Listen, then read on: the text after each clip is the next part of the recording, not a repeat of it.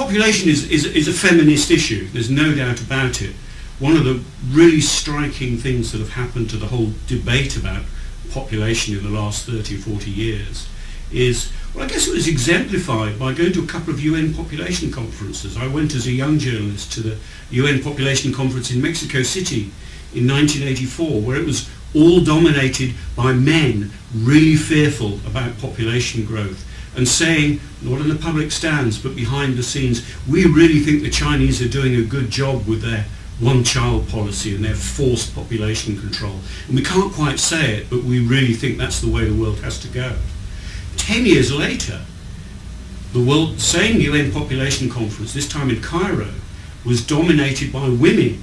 Women talking not about population control, but about human rights, about women's rights, and saying if you give women the chance to reduce the size of their families, that's what they want to do.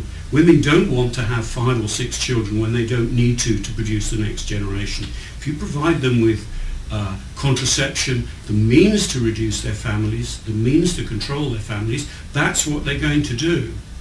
And the other thing to say is that's exactly what's been happening in the last 30 years. Women have been taking control of the agenda, and there's been a reproductive revolution going on. The most extraordinary statistic I've come across is that around the world today, women are only having half as many children as their mothers did. 30 years ago or so, when Paul Ehrlich wrote his book, The Population Bomb, and everybody was frightened of population growth, the average woman in the world had between 5 and 6 children. Today, she has 2.6 children, just over 2.5.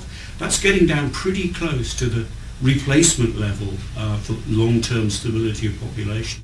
It's been a huge revolution going on, and one that not many people have kind of caught up with yet, I think.